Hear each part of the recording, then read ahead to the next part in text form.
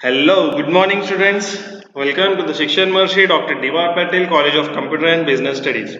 Today we are going to see the fifth illustration of piecemeal distribution of cash. So students, without wasting time, let us start our question. Over here, A, B and C were partners sharing profit and losses in the ratio of 5:3:2. They decided to dissolve their firm on 31st December 2018 when their financial position was as follows. So the balance sheet is given over here. The profit sharing ratio is given in the question 5:3:2 and the firm is dissolved on 31st December 2018. So you should have to just prepare the statement of cash distribution. In the balance sheet it is mentioned that your capital balances of A, B, C is 30,000, 12,000, 10,000. Reserve is given over here, so you should have to add up the reserve in the capital balances, and creditors and bank overdraft is also given over here. Three liabilities are given over here: creditors, bank overdraft, and A's loan. So let's see in this question that what will be the pattern of paying the liabilities, to whom we should have to pay first and to whom we should have to pay last. So these are our assets. In the asset side, cash balances is also given, that is rupees 10,000. So let us read further question. Over here it is written that it was decided to distribute cash as and when available in their due order. The partners also decided that after the third party liability have all been paid, to provide a sum of 3,000 to meet contingent liabilities. Okay so students, इसका मतलब देखिए यहाँ पे क्या बताया गया है आपको। तो देखिए ये आपको बता रहा है कि after making the payment of third party liabilities. अभी थर्ड पार्टी लाइबिलिटीज देखिए यहाँ पे क्या होता है। हम लोग क्वेश्चन में देख रहे हैं यहाँ पे जो कैपिटल बैलेंसेस है ये हम लोग balances as it is statement में जो है वो लिखेंगे। इसके बाद रिजर्व है, वो रिजर्व इनके कैपिटल बैलेंसेस में ऐड हो जाएगा। क्रेडिटर्स एंड बैंक ओवरड्राफ्ट, ये जो हमने प्रीवियस क्वेश्चन में देखा था उस टाइप का रोल प्ले करेगा यहाँ पे। वहाँ प्रीवियस क्वेश्चन में बिल्स पेबल था, क्रेडिटर्स एंड बिल्स पेबल, वैसे यहाँ पे क्रेडिटर्स एंड बैंक लोन है। इनको हम लोग इनके प्रोपोर्शनेट रेशियो में पेमेंट करना है, मींस इनको रेशियो में डिस्ट्रीब्यूट करके पेमेंट करेंगे, और यही हमारा रहेगा थर्ड पार्टी लाइबिलिटी। इसी को हम लोग बोलेंगे third party liability. Okay students, and A is loan. A देखिए ये आपका पार्टनर है, सो ये पार्टनर का लोन है, तो ये इंटरनल ही लाइबिलिटी है, तो इसके लिए इसको हम लोग अलग से ट्रीट करेंगे। यहाँ पे क्वेश्चन में पहले बताया गया है व्हेन मेकिंग द पेमेंट, हम लोग जब पेमेंट करेंगे तो पेमेंट करते टाइम पहले आप क्रेडिटर्स और बैंक ओवरड्राफ्ट का पेमेंट कर दीजिए, फिर इन दोनों का पेमेंट करेंगे आफ्टर मेकिंग द पेमेंट। मैं क्या बात कर रहा हूँ, आफ्टर मेकिंग द पेमेंट, यहाँ पे लिख रहा हूं मैं after making the payment, after making these payment बोलेंगे हम। आफ्टर मेकिंग दीज पेमेंट, ये पेमेंट होने के बाद, क्रेडिटर्स और बैंक ओवरड्राफ्ट का पेमेंट होने के बाद, you should have to subtract the amount of contingent liability, amount of contingent liability, that is rupees 3,000, that is rupees 3,000 is given in the question. तो यहाँ पे आपको 3,000 रुपीज जो है कंटिंजेंट लाइबिलिटी का पे करना होगा। तो 3,000 रुपीज देखिए यहाँ पे मैं अंडरलाइन कर देता हूँ, यहाँ पे हमको दिया हुआ है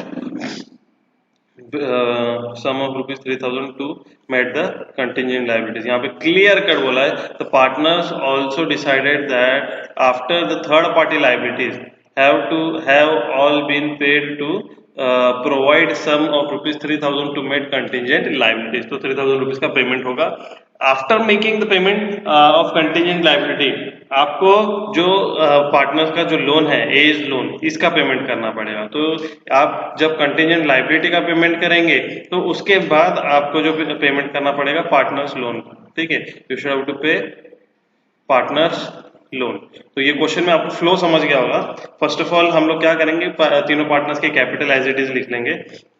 after writing the capital as it is, capital लिखने के बाद हम लोग उसमें रिजर्व जो है 10,000 रुपीज तीनों में डिस्ट्रीब्यूट करके उनका जो प्रॉफिट शेयरिंग रेशियो है, जो कि आपको क्वेश्चन में दिया गया है प्रॉफिट शेयरिंग रेशियो 5:3:2, तो ये रिजर्व 5:3:2 में डिस्ट्रीब्यूट करके मींस 5,000, 3,000 एंड 2,000 ऐसे डिस्ट्रीब्यूट करके उनके कैपिटल में ऐड करेंगे।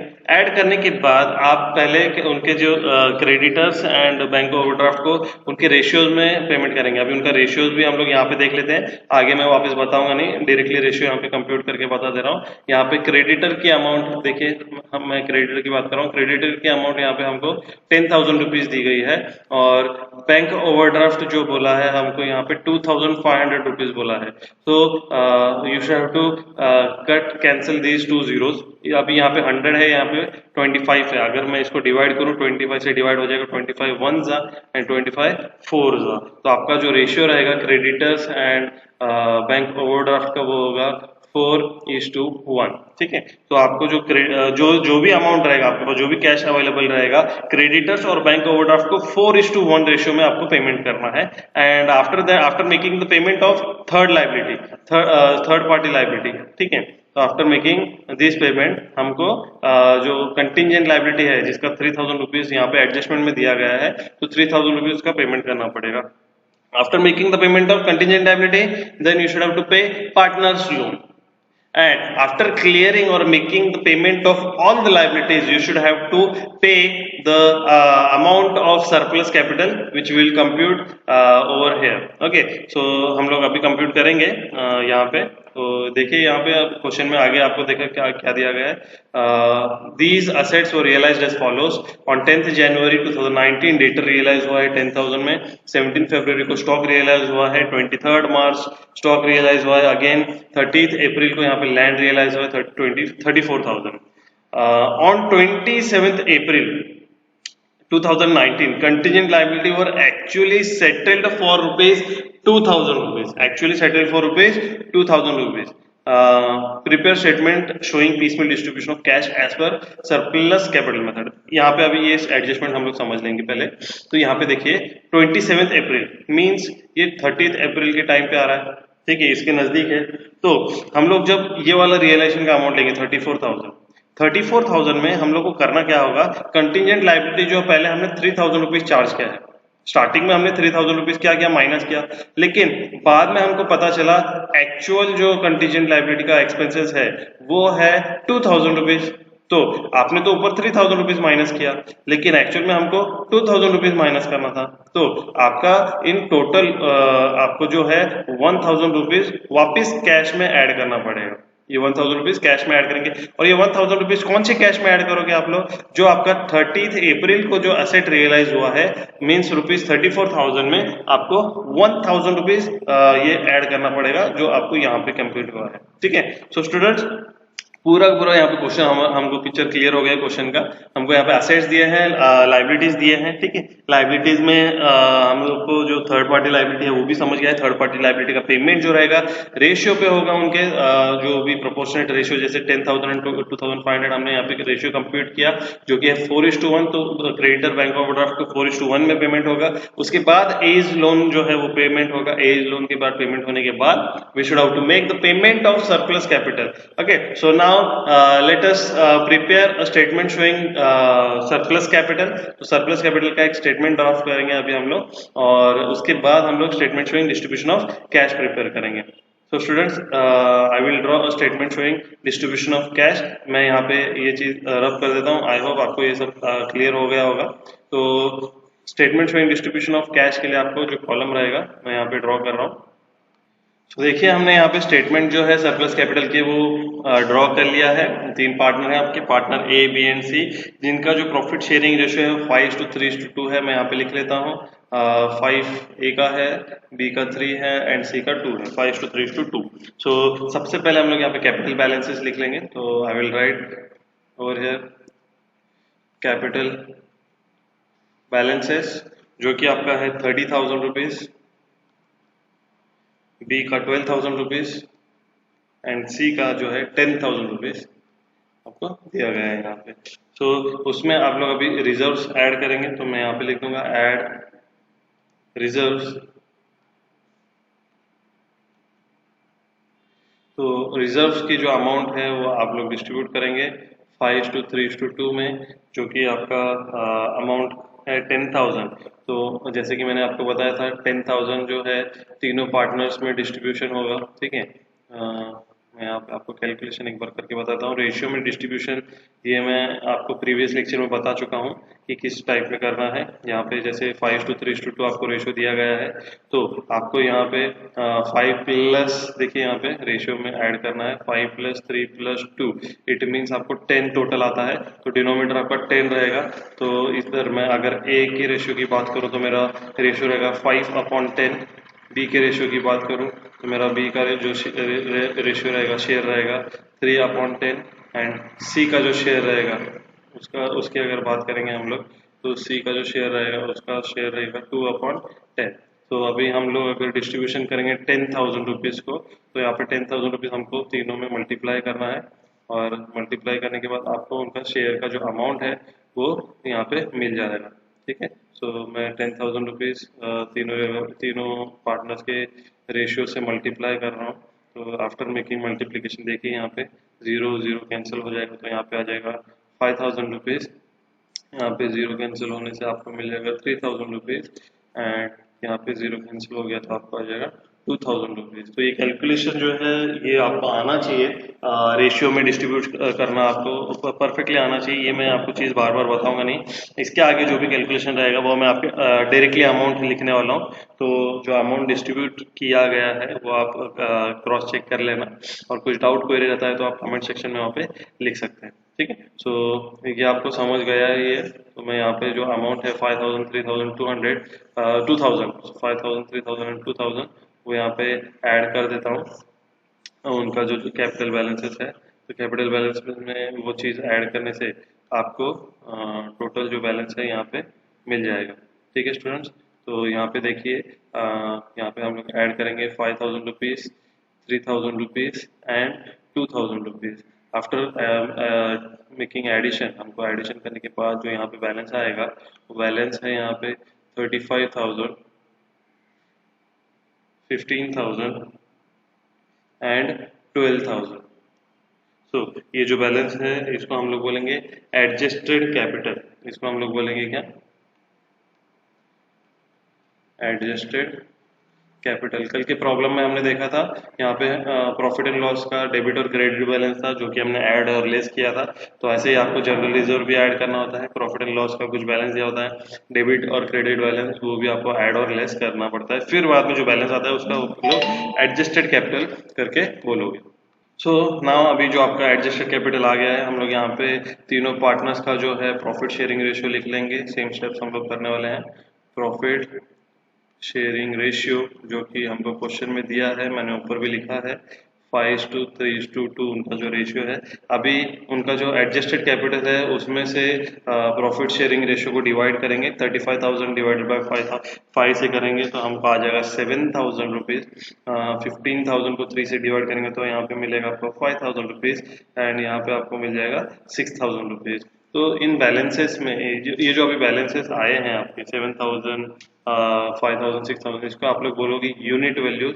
मैं यहाँ पे लिख लेता हूँ these values will be called as unit values. और इन वैल्यूज में जो सबसे मिनिमम कैपिटल है, यूनिट वैल्यू जो सबसे कम है उसको आप लोग सिलेक्ट करेंगे, और जो रेशियो है पार्टनर्स के उन रेशियो से मल्टीप्लाई करेंगे नेक्स्ट स्टेप के लिए। तो हम लोग यहाँ पे 5,000 को 5 से मल्टीप्लाई करेंगे। एक जो बेस कैपिटल मींस हमने यहाँ पे जो मिनिमम कैपिटल है, मिनिमम यूनिट वैल्यू है, उसको हम लोग ने बेस कैपिटल कंसीडर किया है। तो इस बेस कैपिटल को हम लोग अभी सबसे मल्टीप्लाई करके यहाँ पे वैल्यू लिखेंगे। 5,000 इंटू 5 आपको मिल जाएगा 25,000 रुपीज़। तो यहाँ पे मैं लिख दूंगा 25,000 रुपीज़। 5,000 इंटू 3 यहाँ पे आपको मिलेगा 15,000 रुपीज़। एंड 5,000 इंटू 2 आपको मिल जाएगा यहाँ पे 10,000 रुपीज़। तो आपको करना क्या है, यहाँ पे ये जो वैल्यूज मिली है आपको, ये प्रोपोर्शनेट कैपिटल बोलेंगे जिसमें बेस बी का था। तो यहाँ पे मैं हमको माइनस करना है ये आपको एडजस्टेड कैपिटल में से। यहाँ पे हमको एडजस्टेड कैपिटल में से ये जो वैल्यूज है ये माइनस करनी होती है। तो हम लोग ये जो वैल्यू है माइनस करेंगे तो यहाँ पे हम लोग लिखेंगे लेस प्रोपोर्शनेट कैपिटल। क्या लिखेंगे हम लोग? Proportionate capital. ओके। सो इसको हम लोग प्रोपोर्शनेट कैपिटल लेंगे, और जो बेस है, बेस आपको लिखना पड़ेगा। बेस किसको कंसीडर किया आपने? बी की कैपिटल को, ठीक है। तो यहाँ पे मैं लिखूंगा बेस एज अ बी, ठीक है। बेस हम लोग बी को कंसीडर करेंगे। इसके बाद जब हम लोग सब्ट्रैक्शन करेंगे तो इसके लिए हम लोग यहाँ पे जो बैलेंस वैल्यू है लिख देंगे। 35,000 माइनस 25,000 आपको मिल जाएगा 10,000 रुपीज।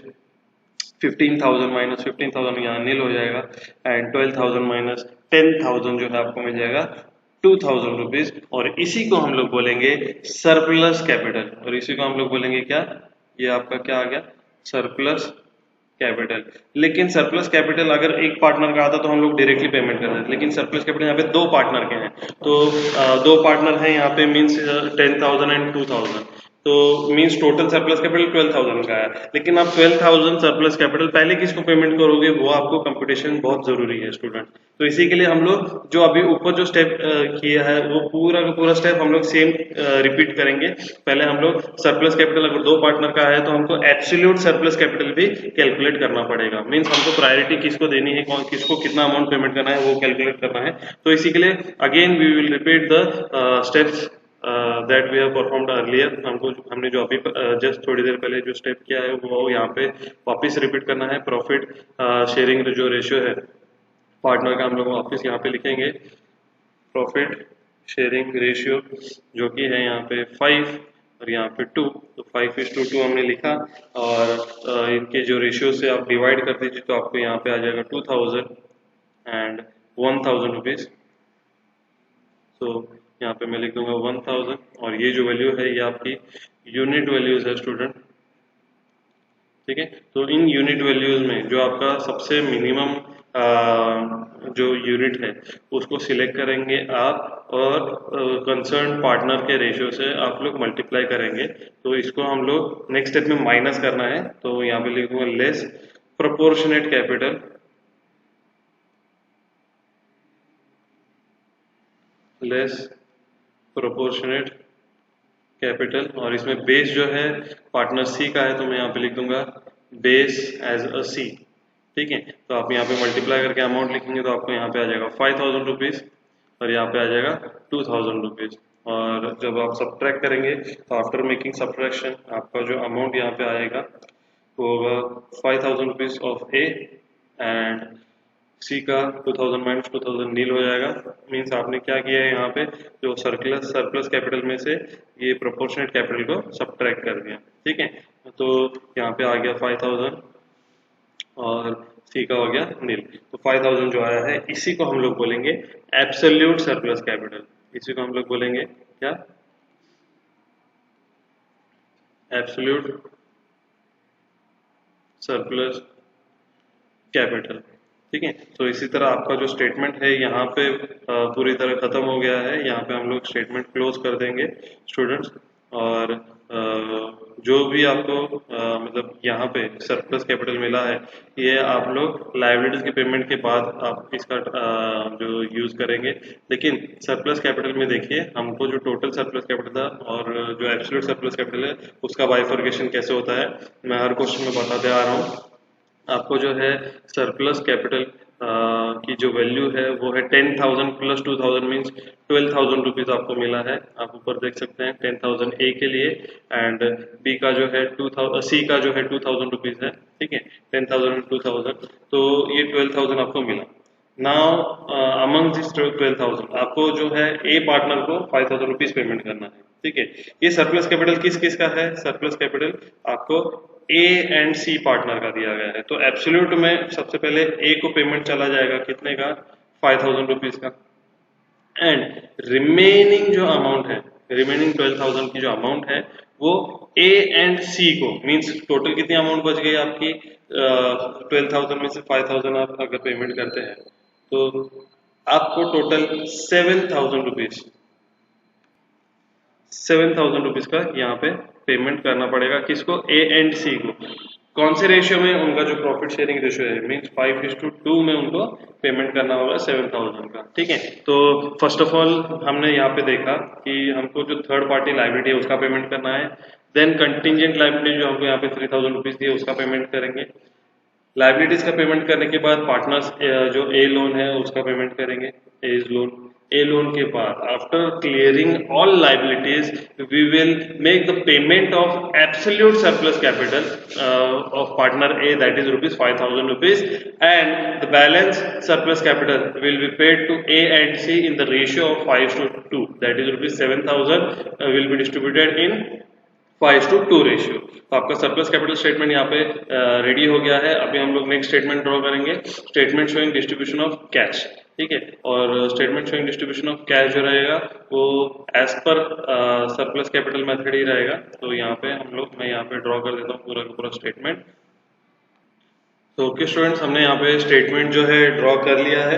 अभी यहाँ पे debt particulars, cash, creditors, bank overdraft, A's loan and capital balances मैंने यहाँ पे लिख लिया है। हमको जो पेमेंट करना है थर्ड पार्टी का, क्रेडिटर्स एंड बैंक लोन का, हमने रेशियो कैलकुलेट किया था, मैं यहाँ पे मेंशन कर देता हूँ 4:1 था। एंड तीनों पार्टनर्स का रेशियो जो दिया है मुझे क्वेश्चन में वो 5:3:2 बोला गया है। तो यहाँ पे देखिए एज पर 1 जनवरी हमारा जो बैलेंसेस है वो यहाँ पे हम लोग नोट डाउन कर लेंगे। 1 जन, तो हम लोग यहाँ पे लिखेंगे balances as per balance sheet, balances as per balance sheet.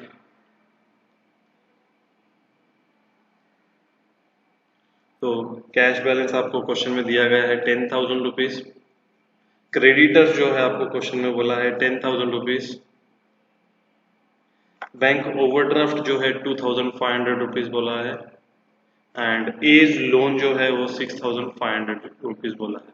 ठीक है, तो तीनों पार्टनर्स के कैपिटल यहाँ पे दिए हैं 30,000 rupees, 12,000 rupees and 10,000 rupees. So students, ये हमने बैलेंसेस यहाँ पे लिख लिया है। इसमें हम लोग को जो पार्टनर का लाइबिलिटी साइड में जो रिजर्व अमाउंट बोली है, रिजर्व की अमाउंट हम लोग यहाँ पे लिख लेंगे। और रिजर्व की जो अमाउंट है यहाँ पे हमको इन टोटल बताई गई है 10,000 रुपीज, जो कि आप यहाँ पे देख सकते हैं reserve as is shown as 10,000 rupees. तो 10,000 रुपीज को हम लोग डिस्ट्रीब्यूट कर देंगे यहाँ पे तीनों पार्टनर्स में। यहाँ पे लिखेंगे एड रिजर्व्स, और रेशियो रहेगा हमारा 5:3:2। ऐड करेंगे तो यहाँ पे प्लस का सिंबल लिख रहा हूँ मैं। तीनों पार्टनर्स के कैपिटल में 5,000 रुपीज, 3,000 रुपीज एंड 2,000 रुपीज, ये वैल्यू जो है यहाँ पे ऐड हो जाएगी। और आप जो इनका टोटल बैलेंसेस नीचे लिख लेंगे, यहाँ पे आ जाएगा 12,000 सी का, 15,000 बी का कैपिटल एंड 35,000 ए का।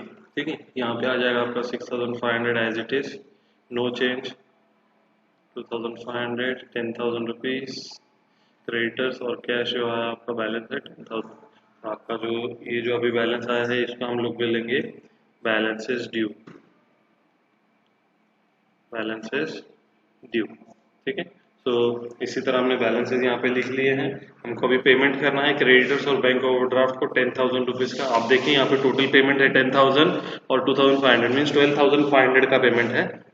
लेकिन हमारे पास कैश 10,000 है तो डिस्ट्रीब्यूट कर देंगे हम लोग। यहाँ पे लिखेंगे लेस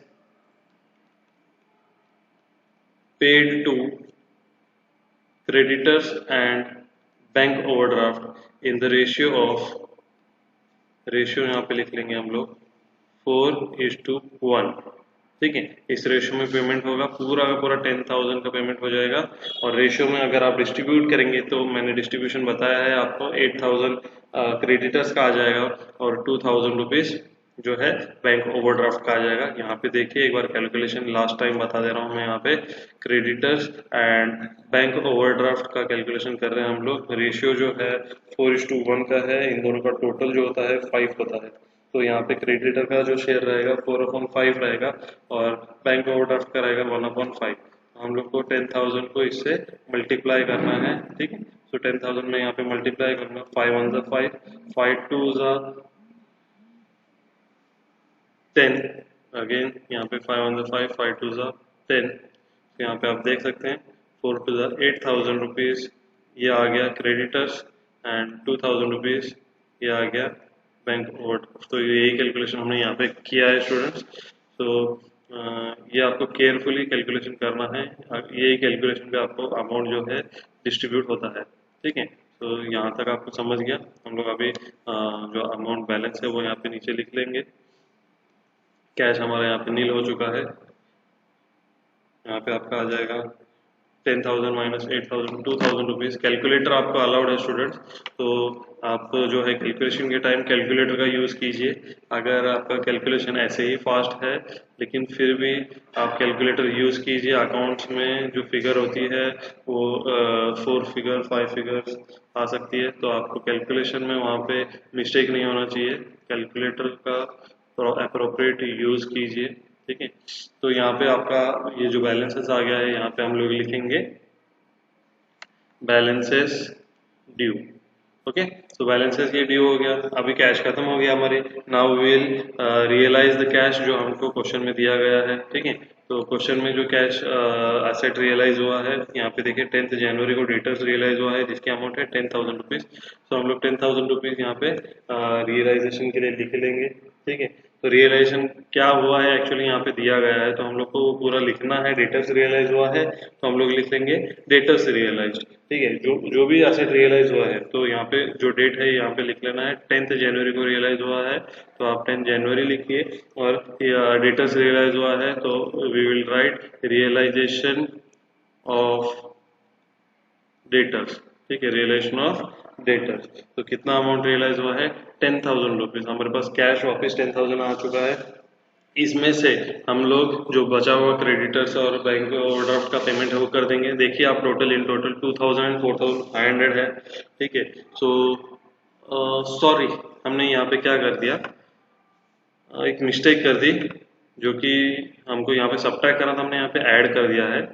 ठीक है, हम लोग को 2,500 में से 2,000 माइनस करना था, तो हमको यहाँ पे पेमेंट अभी सिर्फ 500 का करना है। तो टोटल जो बैलेंसेस है यहाँ पे 10,000 प्लस 500, सॉरी 2,000 प्लस 500 मीन्स 2,500 का हमको अभी पेमेंट करना होगा। सो यहाँ पे हम लोग जो दोनों का पेमेंट ही कर देंगे, तो यहाँ पे लिखेंगे less paid to creditors and bank overdraft in 4:1 ratio. तो 2,500 का पेमेंट होगा यहाँ पे, 2,000 ए का एंड सॉरी क्रेडिटर्स का, एंड 500 जो रहेगा आपका बैंक ओवरड्राफ्ट का पेमेंट। और यहाँ पे आपका जो क्रेडिटर्स एंड बैंक ओवरड्राफ्ट होता है इस स्टेज पे नील हो जाता है, बाकी किसी चीज़ का पेमेंट नहीं होगा यहाँ पे। तो आप यहाँ पे डैश डाल देना है सब जगह पे। यहाँ पे जो है बैलेंसेस जो है कैश का आपके पास अभी बचा है 10,000 minus 2,500 7,500 rupees, creditors nil, bank overdraft nil, and the amount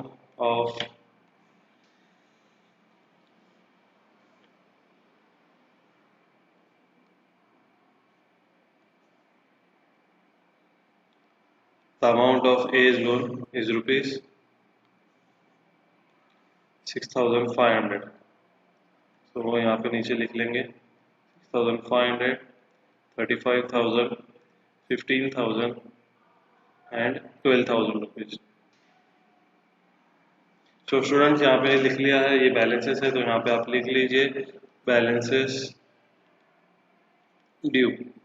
okay, so balances due लिखने के बाद आपका जो नेक्स्ट जो रहेगा आपको कंटिंजेंट लायबिलिटी का पेमेंट करना है, जो कि 3,000 रुपीज़ है। हमने यहाँ पे क्वेश्चन में देखा था, आप यहाँ पे देख लीजिए 3,000 रुपीज़ का आपको पेमेंट बोला था कंटिंजेंट लायबिलिटी का, जो कि बाद में हमको पता चला एक्चुअली कंटिंजेंट लायबिलिटी का पेमेंट 2,000 रुपीज़ हुआ है। लेकिन फिलहाल तो अभी हमें 3,000 रुपीज़ माइनस करना है। 2,000 रुपीज़ 27 अप्रैल को पता चला, तो हम लोग उसके बाद जो एसेट रियलाइज हुआ है 30 अप्रैल को, जो 1,000 एक्सेस अमाउंट है जो वापस हमारे पास आना चाहिए, तो वो हम लोग 30 अप्रैल के रियलाइजेशन में ऐड करेंगे। तो अभी फिलहाल हम लोग 2,000 जो है माइनस कर देंगे। ठीक है, तो यहाँ पे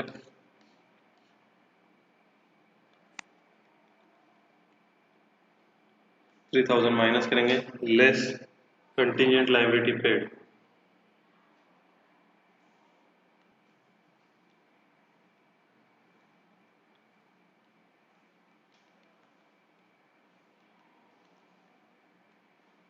कंटिंजेंट लायबिलिटी पेड जो कि है 3000 रुपीज़।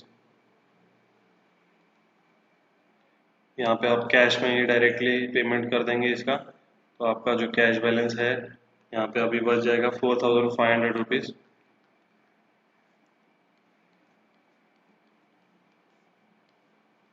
और बाकी balances as it is.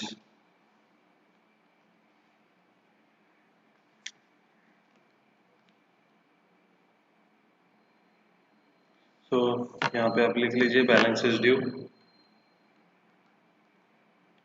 Balances due. तो यहाँ पे हमको बैलेंस मिल गया है 4500 जो कैश है अवेलेबल। अभी हम लोग जो पेमेंट रहेगा एज लोन का पेमेंट करेंगे, तो हमारे पास जो कैश है 4500 वो पूरा का पूरा ए का लोन के लिए पेमेंट कर देंगे। तो यहाँ पे लिख लेंगे लेस एज लोन पेड, ए का लोन पे करेंगे हम लोग यहाँ पे 4500 का, और यहाँ पे हम लोग लिख लेंगे माइनस कर देंगे 4500 रुपीज़ को। So after making the payment of A's loan cash हमारे पास नील हो जाता है, और यहाँ पे जो ए लोन जो है बैलेंस बच जाता है 2000 rupees and rest capital will remain as it is. यहाँ पे लिख लीजिए 35,000, 15,000 एंड 12,000। ठीक है, ये आपका हो गया बैलेंसेस ड्यू। तो यहाँ पे लिख लीजिए बैलेंसेस ड्यू। तो 17 फरवरी को हमारा जो नेक्स्ट रियलाइजेशन आ रहा है, आप यहाँ पे देख सकते हैं 17 फरवरी को स्टॉक रियलाइज हो रहा है जिसका है 11,200 रुपीज़। तो हम लोग यहाँ पे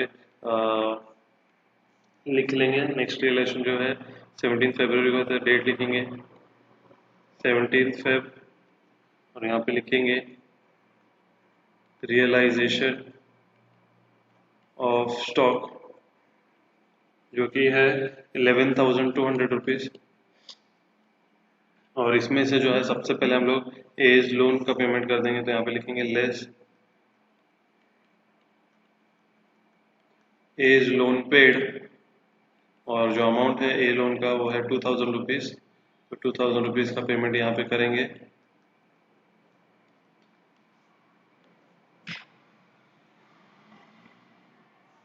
तो आपका जो अभी बैलेंस आ जाएगा 9,200 रुपीज़। एज लोन नील हो गया, जो कैपिटल रहेगा आपका as it is 35,000, 15,000 and 12,000 rupees. तो स्टूडेंट्स यहाँ पे सारी की सारी लाइबिलिटी का पेमेंट हो चुका है। तो लाइबिलिटी का पेमेंट होने के बाद हमको जो पेमेंट करना होता है वो सरप्लस कैपिटल का पेमेंट करना होता है। तो यहाँ पे हमने देखा था टोटल सरप्लस जो कैपिटल था वो था 12,000 रुपीज़, और इस 12,000 में से सबसे पहले हमको ए को 5,000 रुपीज़ पेमेंट करना है। So let's make the payment of surplus capital to A of rupees 5,000। तो मैं यहाँ पे लिख लूँगा नेक्स्ट स्टेप में मेरे लेस जो ए का जो सरप्लस कैपिटल है उसको हम लोग एब्सोल्यूट सरप्लस कैपिटल बोलते हैं स्टूडेंट्स। तो हम लोग जो 9,200 रुपीज़ है उसमें से लिख लेंगे less absolute surplus capital paid to A. तो ए को हम लोग पेमेंट करेंगे कितने का, 5,000 रुपीज़ का। तो यहाँ पे ए का 5,000 रुपीज़ का पेमेंट होगा। यहाँ पे आफ्टर सब्सट्रैक्शन अमाउंट लिख लीजिए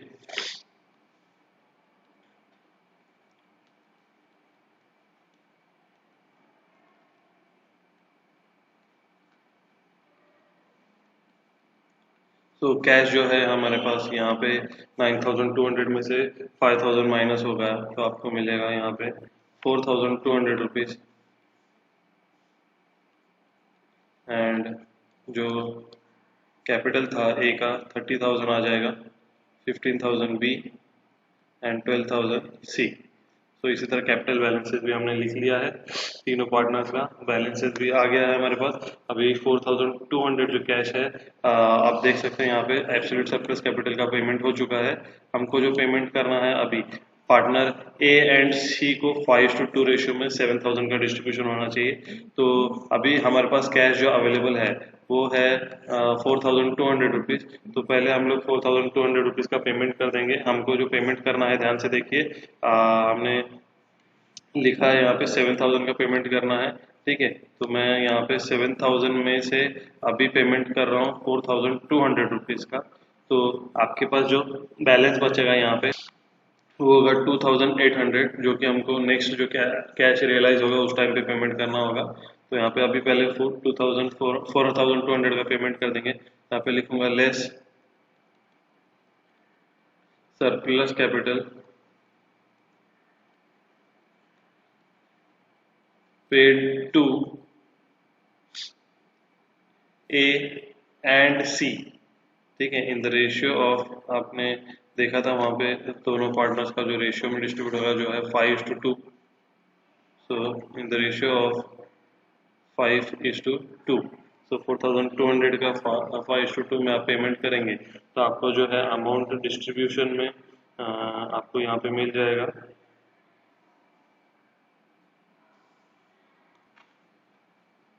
3000 and 1200 रुपीज़, ठीक है। 3000 and 1200 रुपीज़, ये आप लोग यहाँ पे सब्सट्रैक्शन करके यहाँ पे जो अमाउंट है उसका बैलेंसेस लिख लीजिए। आपका जो कैश हो गया यहाँ पे नील, और जो कैपिटल बैलेंस है यहाँ पे आपका आ गया है ए का 27,000, बी का आपका जो बैलेंस है यहाँ पे 15,000 एंड सी का जो बैलेंस है 10,800 रुपीज़। सो यहाँ पे कैश नील हो गया है, ठीक है। ये जो है ये आपका बैलेंसेस है, मैं यहाँ पे लिख देता हूँ। अभी हमको अगेन असेट रियलाइज करना पड़ेगा। असेट रियलाइज करने के लिए आप देखेंगे यहाँ पे हमारे पास जो नेक्स्ट 23 मार्च को स्टॉक रियलाइज हुआ है, जो कि आपको बोला है 7,800, जो कि है 23 मार्च को। 7,800 23 मार्च को हम लोग रियलाइज करेंगे यहाँ पे। तो यहाँ पे नेक्स्ट जो डेट है हमारी 23 मार्च, यहाँ पे हम लोग लिख लिया 23 मार्च को स्टॉक रियलाइज हो रहा है। यहाँ पे लिखेंगे realisation of stock amounted to ₹7,800। और इस 7,800 में अभी देखिए, आपने देखा यहाँ पे आपको जो बचा हुआ पेमेंट है 2,800 का यहाँ पे करना पड़ेगा। सो 2,800 यहाँ से माइनस करेंगे हम लोग। तो यहाँ पे लिखेंगे लेस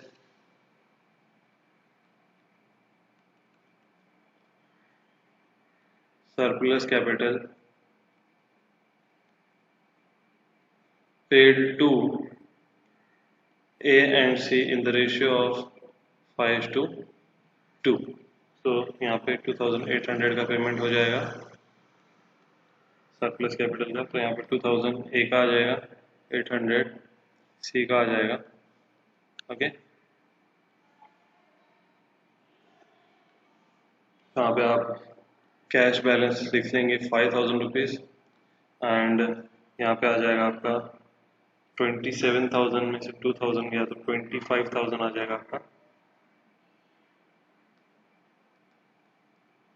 15,000 बी का कैपिटल आ जाएगा एंड 10,000 जो रहेगा वो सी का कैपिटल हो जाएगा। ये आपका होगा बैलेंसेस। मैं यहाँ पे लिख दूंगा बैलेंसेस ड्यू। सो स्टूडेंट्स देखिए यहाँ पे हमारे पास कैश अभी 5,000 बचा है। हमने सरप्लस कैपिटल और एब्सोल्यूट सरप्लस कैपिटल सबका पेमेंट कर दिया है। अभी इस 5,000 को हम लोग तीनों पार्टनर्स को जो है उनके प्रॉफिट रेशियो में डिस्ट्रीब्यूट कर देंगे। मैंने बताया था आपको, after clearing all the liabilities will make the payment of partners capital. तो यहाँ पे हम लोग लिखेंगे less paid to all, less paid to all in the ratio of 5:3:2। तो 5:3:2 में हम लोग पेमेंट करेंगे 5,000 रुपीज़ का। सो इस 5,000 रुपीज़ का पेमेंट जो आप डिस्ट्रीब्यूशन करेंगे रेशियो में, तो आपको मिलेगा 2,500, 1,500 एंड 1,000 रुपीज़। और ये जो है आप डिस्ट्रीब्यूशन करके जो सब्सट्रैक्शन करेंगे तो आपको यहाँ पे बैलेंस मिलेगा, कैश यहाँ पे फिल हो जाएगा आपका। 25,000 में से जो 2,500 माइनस करेंगे तो आपको मिलेगा 22,500। 15,000 में से 1,500 माइनस करने पर आपको मिलेगा 13,500 रुपीज़ एंड 10,000 में से 1,000 माइनस करेंगे तो आपको यहाँ पे मिलेगा 9,000 रुपीज़।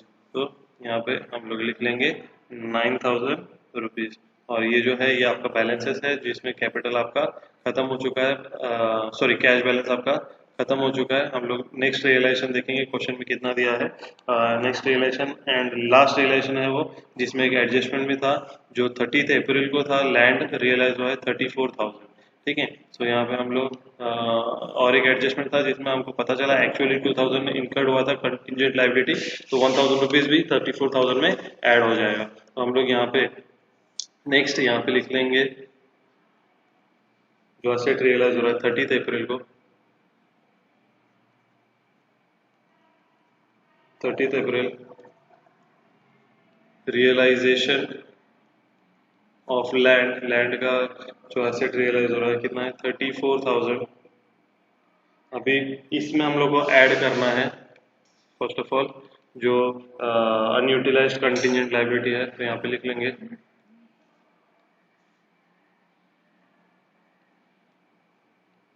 अनयूटिलाइज्ड